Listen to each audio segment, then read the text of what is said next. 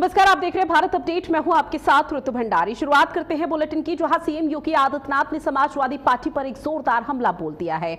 उन्होंने कहा कि अगले विधानसभा चुनाव में जनता समाजवादी पार्टी का सुपड़ा साफ कर देगी। सीएम योगी आदित्यनाथ की तरफ से आरोप लगाया गया, समाजवादी पार्टी की सरकार के दौरान प्रदेश में दंगे हुआ करते थे और नकल का बोलबाला हुआ करता था। उन्होंने सपा के नेतृत्व पर भी निशाना साधते हुए कहा कि बबुआ दोपहर 12 बजे सोकर उठते थे और उनके पास प्रदेश के लिए समय तक नहीं था, उनको प्रदेश की कोई चिंता नहीं थी। सीएम योगी आदित्यनाथ ने समाजवादी पार्टी को गुंडों और माफियाओं की हितैषी बताते हुए कहा कि पहले गरीबों की जमीन पर कब्जा हुआ करता था। वहीं कांग्रेस पर भी निशाना साधते हुए उन्होंने गंभीर आरोप लगाया कि कांग्रेस गरीब के हक पर अब डाका डालती थी। सीएम योगी आदित्यनाथ के इन बयानों के बाद उत्तर प्रदेश की सियासत गरमाने के आसार हैं।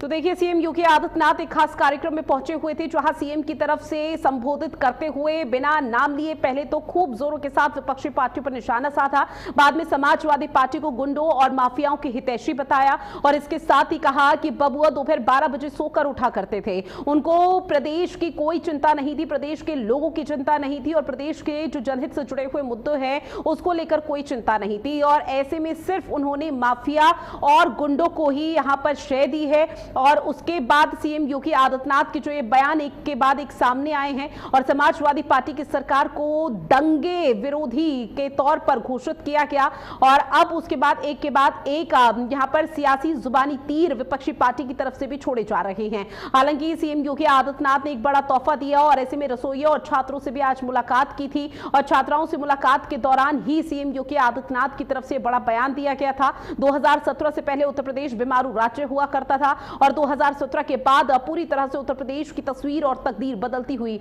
नजर आई है।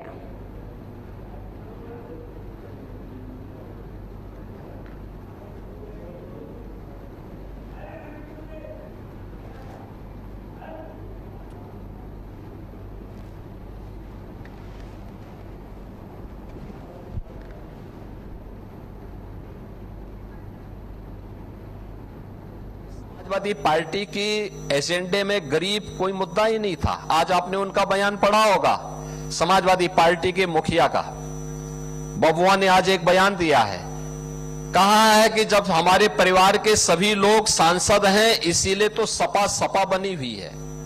हमने कहा अब सपा इसलिए सपा है क्योंकि जनता उसको अगले चुनाव में साफ ही कर देगी, हमेशा के लिए। एक गरीबों का शोषण करते हैं केवल अपने परिवार की खातिर। इन्होंने लूटा है, प्रदेश को गुंडा प्रदेश बना दिया था, गरीबों की जमीनों पे कब्जा करते थे, बेटी की सुरक्षा में सेंध लगाते थे, कोई सुरक्षित नहीं था, रोज दंगा, रोज फसाद। पर्व और त्योहार के पहले लोगों की खुशी छीन ली जाती थी, प्रदेश विकास ठप था, विकास के कार्य नहीं हो रहे थे। इसलिए नहीं हो रहे थे क्योंकि प्रदेश के पास कुछ था ही नहीं। आज आप देखते होंगे, कोई बेटी की सुरक्षा में सेंध लगाएगा, किसी बहन को छेड़ेगा तो मान के चलिए कि यमराज के घर जाने का उसका रास्ता तय हो गया है, अब नहीं छेड़ सकता। एक सुरक्षा की गारंटी आधी आबादी को, दंगा मुक्त और कर्फ्यू मुक्त यूपी, तो विकास हो रहा है। अब स्कूल अच्छे दिखाई दे रहे हैं,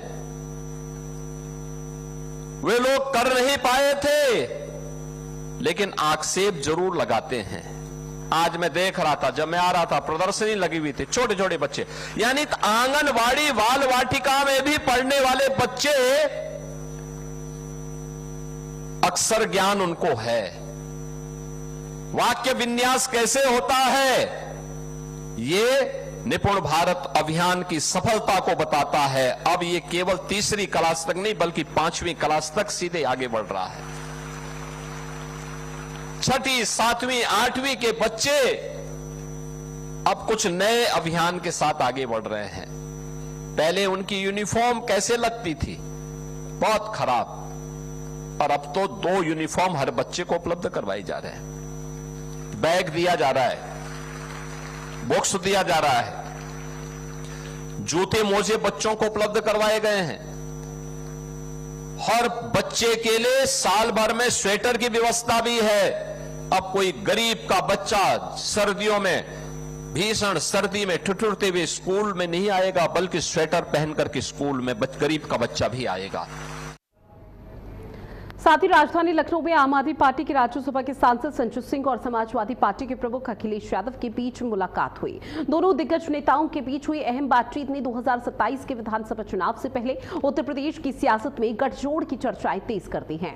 अब माना यह जा रहा है कि आगामी चुनाव को लेकर दोनों दलों के बीच एक नई रणनीति बन सकती है। विपक्षी एकजुटता के लिहाज से यह मुलाकात बेहद अहम मानी जा रही है।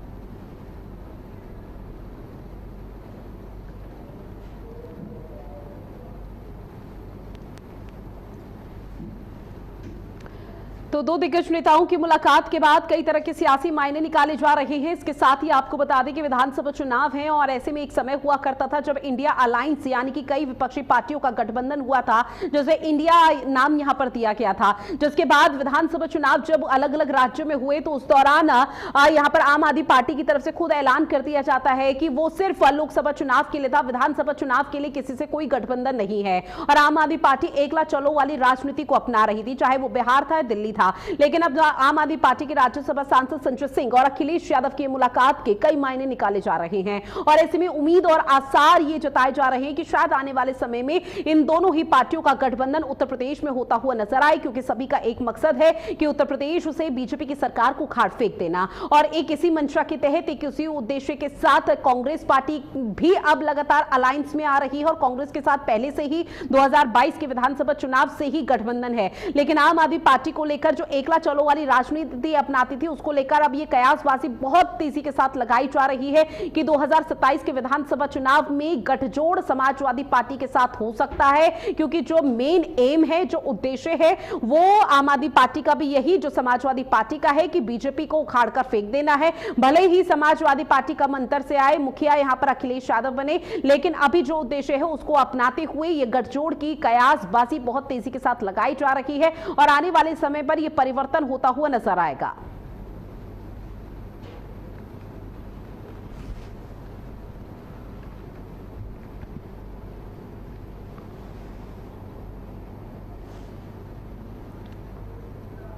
और इसी पर ज्यादा जानकारी के लिए आशुतोष मिश्रा मेरे सहयोगी हमारे साथ जुड़े हुए हैं।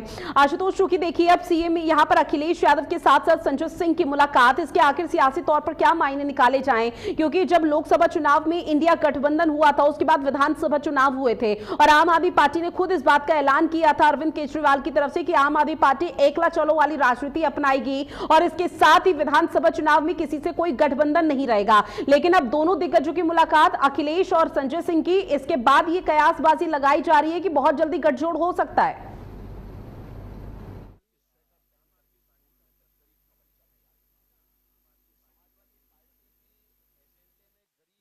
वो कैसे अपनी धाक जमाए, इसको लेकर वो सियासी चाल चल रहे हैं। और आप देखेंगे कि चूंकि मूल रूप से संजय सिंह उत्तर प्रदेश के सुल्तानपुर के रहने वाले हैं और ऐसे में वो उत्तर प्रदेश को उत्तर प्रदेश पर फोकस करना चाहते हैं और इसी वजह से इन्होंने अखिलेश यादव के साथ आज मुलाकात की और ये संदेश देने की कोशिश की, क्योंकि उत्तर प्रदेश में 2027 की विधानसभा चुनाव होने हैं और उससे पहले ये तस्वीर कहीं न कहीं एक सियासी संदेश देने की कोशिश कर रही है और ऐसा संकेत मिल रहे हैं कि दोनों दलों के बीच गठबंधन होगा। लेकिन सवाल ये नहीं है, सवाल ये है कि अखिलेश यादव का पहले आरएलडी के साथ गठबंधन हुआ, ओम प्रकाश राजभर की पार्टी सुभाषपा के साथ गठबंधन हुआ, जबकि उनके अपने 1-1, 2-2, 3-3, 4-4, 5-5 एमएलए हैं उत्तर प्रदेश के अंदर, मतलब उत्तर प्रदेश में उनकी कहीं ना कहीं धाक है। तो फिर आम आदमी पार्टी को अखिलेश यादव क्यों तवज्जो देंगे? सवाल ये है। अगर बात बनती भी है तो एक आध सीट से बात आने वाले समय में बन सकती है, ये आम आदमी पार्टी की तरफ से पहल जरूर हो सकती है, लेकिन मुझे नहीं लगता कि अखिलेश यादव कभी ये चाहेंगे कि आम आदमी पार्टी के साथ गठबंधन करके और एक संदेश दें, एक मैसेज दें, उत्तर प्रदेश में चुनाव लड़ें, क्योंकि सपा के आगे आम आदमी पार्टी का कोई स्तर नहीं है उत्तर प्रदेश के अंदर। और यही वजह है कि इस मुलाकात के बाद जो तमाम तरीके की सियासी चर्चाएं उत्तर प्रदेश में शुरू हो गई है। तो तेज चल रही है, लेकिन अगर संभावनाओं पर हम यहाँ पर चर्चा करें तो ऐसे में क्या मानकर चला जाए कि अगर आम आदमी पार्टी समाजवादी पार्टी के साथ आ भी जाती है कल को 27 के विधानसभा चुनाव के लिए, तो वो मजबूती मिल पाएगी समाजवादी पार्टी को? क्योंकि एक ही उद्देश्य हर पॉलिटिकल पार्टी और विपक्षी पार्टियों का है कि उत्तर प्रदेश से किसी तरह से बीजेपी को सत्ता से हटा दिया जाए। देखिए, ये शुरू से ये सारे लोग इसी बात पर लगे हुए हैं कि कैसे भारतीय जनता पार्टी की सरकार को उखाड़ सके। और ये पहले आपने 24 में देखा कि तमाम दल साथ आए, और अब 27 का चुनाव है, उससे पहले ये सब एकजुट होने का प्रयास कर रहे हैं। लेकिन मुझे लगता नहीं है कि इनकी 27 में कोई ऐसी बात बनने वाली है। 27 से पहले हो सकता है, क्योंकि अभी वक्त है, तो आने वाले समय में दोनों एक हो जाएं और एक आध सीट आम आदमी पार्टी को समाजवादी पार्टी दे दे। इसके अलावा और भी तमाम दल हैं। अभी जैसे जैसे चुनाव आएंगे आप देखेंगे कि दोनों दल या अन्य दल भी एक दूसरे के संपर्क में होंगे और इस तरह की तस्वीरें आपको देखने को मिलती रहेंगी। ठीक है आशुतोष जी, आप हमारे साथ जुड़े और जानकारी साझा की है, उसके लिए आपका बहुत शुक्रिया। साथ ही आरक्षण के मुद्दे पर समाजवादी पार्टी के प्रमुख अखिलेश यादव ने बीजेपी पर एक जोरदार हमला बोल दिया है। अब सवर्ण आंदोलन को लेकर निशाना साधते हुए अखिलेश यादव ने कहा है कि बीजेपी अपनी विचारधारा के लोगों के लिए लगी हुई है। अखिलेश यादव ने अब सवाल उठाते हुए कहा कि बीजेपी यूपीएससी का नाम ओपीएससी क्यों नहीं कर देती है। उन्होंने आरोप लगाया कि पीडीए यानी कि पिछड़ा, दलित और अल्पसंख्यक वर्ग की हिस्सेदारी सरकारी व्यवस्थाओं में ना के बराबर है। आरक्षण और हिस्सेदारी के मुद्दे पर अखिलेश यादव लगातार बीजेपी सरकार को घेरते रहे हैं। अब उनके ताजा बयान के बाद उत्तर प्रदेश की सियासत में एक बार फिर से आरक्षण का मुद्दा गर्मा गया है।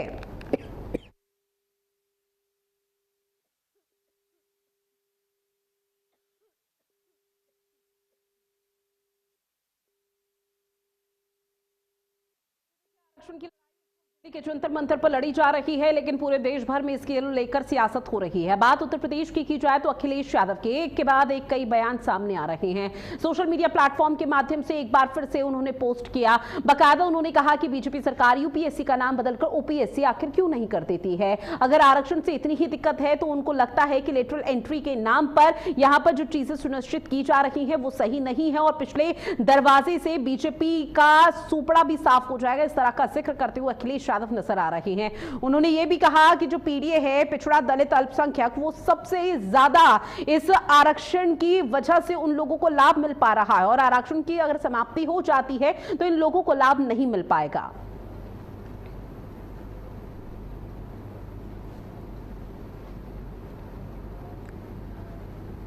साथ ही राजधानी लखनऊ में परिवारवाद को लेकर सियासत तेज हो चुकी है। बीजेपी के प्रवक्ता राकेश त्रिपाठी ने अखिलेश यादव और समाजवादी पार्टी पर जोरदार जुबानी हमला बोला। उन्होंने परिवारवाद को बढ़ावा देने वाले बयान को लोकतंत्र के लिए बेहद ही शर्मनाक और खतरा बताया। राकेश त्रिपाठी ने कहा कि देश में लोकतंत्र है लेकिन सियासी युवराज राजशाही चाहते हैं। उन्होंने आरोप लगाया कि समाजवादी पार्टी में कार्यकर्ताओं का इस्तेमाल सिर्फ दरी बिछाने, झंडा लगाने और नारे लगाने के लिए हुआ करता था। पार्टी में अध्यक्ष, सांसद और विधायक बनने के साथ ही बड़े फैसले लेने का अधिकार सिर्फ सैफई के परिवार तक ही सीमित है।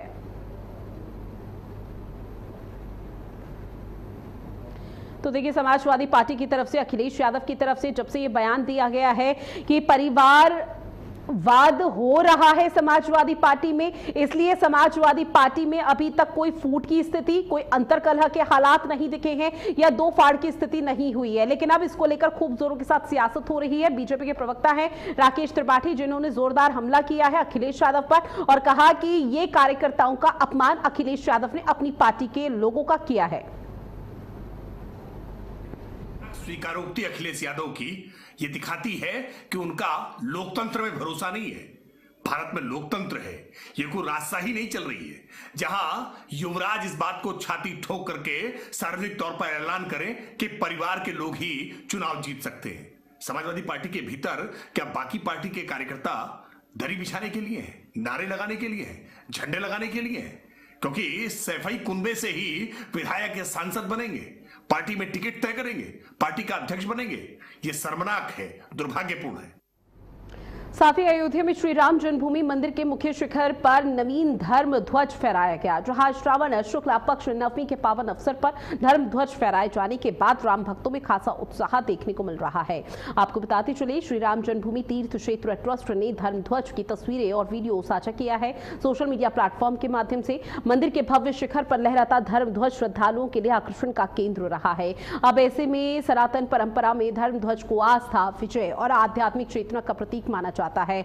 अब अयोध्या पहुंच रहे श्रद्धालु मंदिर के भव्य शिखर पर उस पर लहराते नवीन धर्म ध्वज के दर्शन को निहारते हुए नजर आ रहे हैं और काफी उत्साहित नजर आ रहे हैं, क्योंकि आज जब धर्म ध्वज फहराया गया जो कि सनातन परंपरा से जुड़ा हुआ है। पौराणिक कथाओं में बकायदा इसका उल्लेख किया गया है कि धर्म ध्वज सनातनी के लिए कितना महत्वपूर्ण हो जाता है। और जब राम मंदिर के शिखर पर धर्म ध्वज फहराया और लहराया गया तो उस दौरान जो वहां पर श्रद्धालु पहुंचे हुए थे उनमें खासा उत्साह देखने को मिला, क्योंकि ये उनकी आस्था से, उनकी परंपरा से, उनकी संस्कृति से जुड़ा हुआ है। बकायदा मंदिर समिति की तरफ से धर्म ध्वज को फहराते हुए इसका वीडियो भी साझा किया गया और सोशल मीडिया प्लेटफॉर्म के माध्यम से कुछ तस्वीरों को भी साझा किया गया है कि जो लोग राम मंदिर नहीं पहुंच पाए हैं, जो लोग धर्म ध्वज को नहीं देख पाए हैं, वो सोशल मीडिया प्लेटफॉर्म के माध्यम से दर्शन कर सके। साथ ही बात करते हैं सोनभद्र की, जहां पर पीएम पोषण योजना के रसोइयों को अब सरकार ने बड़ी सौगात देती है। रसोइयों का मानदेय 2000 से बढ़ाकर 3000 रुपए प्रतिमाह कर दिया गया है। आपको बता दें कि साड़ी और यूनिफॉर्म भत्ते को 500 से बढ़ाकर 1000 रुपए किया गया है। रसोइयों और उनके परिवार को 5 लाख रुपए तक कैशलेस इलाज की सुविधा मिलेगी। इसके अलावा दुर्घटना में मृत्यु होने पर 2 लाख रुपए की आर्थिक सहायता का प्रावधान सरकार की तरफ से रखा गया। कलेक्ट्रेट सभागार में मुख्यमंत्री योगी आदित्यनाथ के कार्यक्रम का सजीव प्रसारण भी किया गया। इस दौरान राज्य मंत्री संजीव कुमार गोंडे और उनकी तरफ से यह कहा गया कि रसोइयों का सम्मान सरकार की संवेदनशील सोच का प्रतीक है। आज सीएम योगी आदित्यनाथ की तरफ से आपको बताते चले कि रसोइयों को बड़ी सौगात दी गई। सीएम योगी आदित्यनाथ ने संबोधन के माध्यम से यह भी कहा कि पहले रसोइयों को पूछा नहीं जाता था, पहले रसोइयों का सम्मान नहीं किया जाता था। 2017 से पहले कुछ और ही हालात थे, लेकिन 2017 के बाद से योगी सरकार ने, बीजेपी सरकार ने, डबल इंजन सरकार ने हर एक वर्ग का खास ध्यान रखा है, जिसमें रसोइये भी हैं। साथ ही कानपुर में 70वें राष्ट्रीय ज्योतिष सम्मेलन में शामिल होने के लिए पहुंचे पूर्व डिप्टी सीएम दिनेश शर्मा ने कहा कि जेन ज़ी हमारा है। प्रधानमंत्री नरेंद्र मोदी ने हमेशा बच्चों और युवाओं के विकास के लिए काम किया है। स्टार्टअप, डिजिटल इंडिया और मेक इन इंडिया जैसी योजनाओं से युवाओं को आगे बढ़ने का मौका मिला है। अखिलेश यादव के ब्राह्मण सम्मेलन पर दिनेश शर्मा ने कहा कि चुनाव आते ही लोग अलग अलग सम्मेलन करने लगते हैं। सिर्फ वोट के लिए किसी समाज से प्रेम दिखाना सही नहीं है। विचारों में बदलाव बेहद जरूरी है। उन्होंने कहा कि छात्र हमारे हैं, अगर छात्र अपनी समस्याओं को लेकर आंदोलन करेंगे तो सरकार उनकी समस्याओं का समाधान जरूर करेगी। दिनेश शर्मा ने दावा किया है कि इस बार बीजेपी 2/3 बहुमत के साथ सरकार जरूर बनाएगी उत्तर प्रदेश में।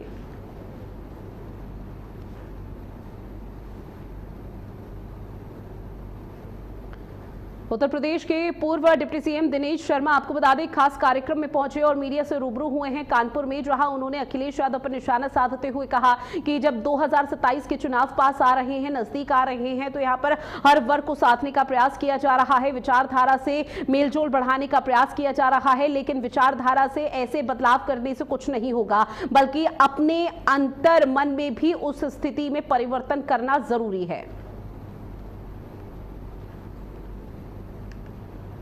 देखिए, ये हमारे लिए पूज्य हैं आचार्य केएम दुबे पद्मेश जी, जो ज्योतिष के मामले में जिनका बहुत बड़ा नाम है। तो वो आज पूरे प्रदेश के नहीं, पूरे देश के मर्मज्ञ ज्योतिषाचार्य आज यहाँ पर आए हैं। आप देखें, जयपुर से हमारे हैं आदरणीय, हमारे भोपाल से हैं और उधर हमारे गोरखपुर से हैं, जो टेलीविजन से लेके और सब जगह तक का ज्योतिष का एक बृहद ज्ञान रखते हैं। अगली खबर, जहां केजीएमयू के मुख्य गेट के बाहर डॉक्टरों ने जमकर सड़क पर बैठकर प्रदर्शन करना शुरू कर दिया है। डॉक्टर स्टाइपेंड बढ़ाने की मांग को लेकर लगातार जोरदार तरीके से प्रशासनिक अमले के खिलाफ, सरकार के खिलाफ नारेबाजी कर रहे हैं। प्रदर्शनकारी डॉक्टरों का कहना है कि मौजूदा 12,000 रुपए का स्टाइपेंड अपमान है, जबकि 30,000 रुपए सम्मान है। डॉक्टर स्टाइपेंड को 12,000 से बढ़ाकर 30,000 रुपए करने की मांग कर रहे हैं। इसके साथ ही मांगे पूरी नहीं होने पर डॉक्टरों ने अनिश्चितकालीन आंदोलन की चेतावनी दी है। प्रदर्शन को देखते हुए केजीएमयू मुख्य द्वार पर सुरक्षा के लिए भारी पुलिस बल की तैनाती की गई है और अपनी मांगों को मनवाने के लिए प्रदर्शन और जोरदार तरीके से नारेबाजी लगातार ये डॉक्टर्स करते हुए नजर आ रहे हैं। उनका कहना है कि वर्तमान में उनको स्टाइपेंड के तौर पर 12,000 रुपए मिलते हैं, जो कि सही नहीं है और उनके पद का भी अपमान है और वो उनकी गरिमा को ठेस पहुंचा रहा है। अब मांग ये की जा रही है कि स्टाइपेंड को 12,000 से बढ़ाकर 30,000 कर दिया जाए। साथ ही रबी उल अव्वल को लेकर इस्लामिक सेंटर ऑफ इंडिया ने देश भर के मुसलमानों से खास अपील की है। मौलाना खालिद राशिद फरंगी महली ने एडवाइजरी जारी कर 12 रबी उल अव्वल यानी कि 26 अगस्त 2026 को निकलने वाले जुलूस में शांतिपूर्ण तरीके से शामिल होने की अपील की। एडवाइजरी में प्रशासनिक अमले की तरफ से निर्धारित रास्तों पर ही जुलूस निकालने और बैनर झंडे लपेट कर लाने की हिदायत दी गई है। साथ ही किसी भी धर्म की भावनाओं को ठेस पहुंचाने वाले नारों से बचने की अपील की गई। वही युवाओं से 25 अगस्त को सड़क पर मोटरसाइकिल स्टंट नहीं करने को कहा गया। जुलूस में अदब के साथ कलिमा और दुरूद शरीफ पढ़ने के साथ ही मुल्क की सलामती, भाईचारे, अमन और तरक्की के लिए दुआ करने की अपील की है। Islamic centre of India Firangi Mahal Lucknow की जानिब से रबीउल अव्वल एडवाइजरी जारी की गई है, जिसमें तमाम मुसलमानों से ये अपील की गई है कि हर साल की तरह इस साल भी 11 रबीउल अव्वल, जो कि इस साल 25 अगस्त को है, उसमें जलसे सीरतुन्नबी और मिलादुन्नबी के महफिलों में ज़्यादा से ज़्यादा शरीक हों और पूरे तरीक़े से डिसिप्लिन का ख्याल रखें और इन जलसों में जो अदब और लिहाज मलहूज़ रखना चाहिए उसका भी पूरा लिहाज रखा जाए और सड़कों पर नौजवान बिल्कुल भी मोटरसाइकिल स्टंट ना करें। ये मुबारक रात है, इसका एहतराम करना लाज़िम। साथ ही आगामी त्योहारों को देखते हुए दूध और दुग्ध उत्पादकों खासकर खोई में मिलावट के खिलाफ खाद्य सुरक्षा विभाग ने कानपुर देहात और कानपुर नगर में बड़ा अभियान चलाया। अपर आयुक्त की निगरानी में 24 प्रवर्तन टीमों ने विभिन्न खोया निर्माण और इकाइयों और मंडियों में छापेमार कार्रवाई को अंजाम दिया है।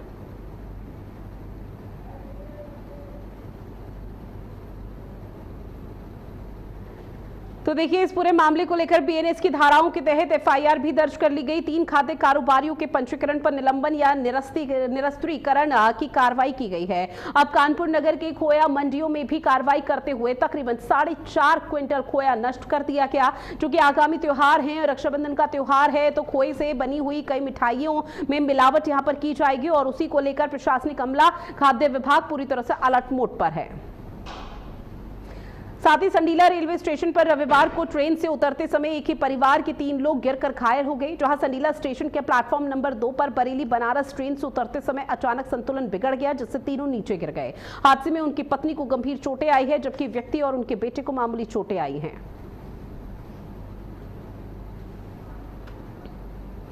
अब बात अगली खबर की करते हैं, जहां मुजफ्फरनगर के रतनपुरी थाना क्षेत्र के गांव में स्थित मदरसे पर जिला प्रशासन ने बुलडोजर चलाकर ध्वस्तीकरण की कार्रवाई की। प्रशासनिक जांच में मदरसे में अवैध निर्माण मिलने की बात सामने आई। बताया जा रहा है कि धर्मांतरण के आरोपों के बाद मदरसे की जांच की जा रही है और इसी जांच के दौरान अवैध निर्माण मिलने पर जिला प्रशासन की ओर से कार्रवाई की गई।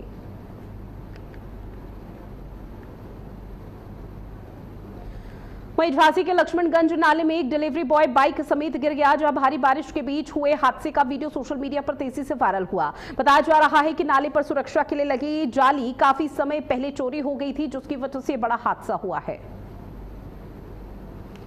ऐसे में आपको बता दें कि गनीमत ये रही है कि हादसे में किसी बड़े नुकसान की जानकारी नहीं है। स्थानीय लोगों ने सुरक्षा जाली दोबारा लगाने और नाली की साफ सफाई कराने की नगर निगम से मांग की है, क्योंकि जो बड़ा हादसा हुआ उसमें नगर निगम की लापरवाही स्थानीय लोग बताते हुए नजर आ रहे हैं। और ये वीडियो सोशल मीडिया पर बहुत तेजी के साथ वायरल हुआ है, जिसमें किस तरह से एक शख्स, आपको बता दें कि गड्ढे में गिर जाता है। वहीं झांसी के कॉलेज में चतुर्थ श्रेणी कर्मचारी से मारपीट का मामला सामने आया, जहां आरोप है कि कॉलेज में काम कराने वाले ठेकेदार ने कर्मचारी लाल सिंह के साथ पहले गाली गलौज की और फिर मारपीट कर दी। पीड़ित के मुताबिक 14 अगस्त को वो कॉलेज के कार्यालय में कागज देने गया हुआ था, तभी ठेकेदार ने उसके साथ विवाद किया और फिर मारपीट की।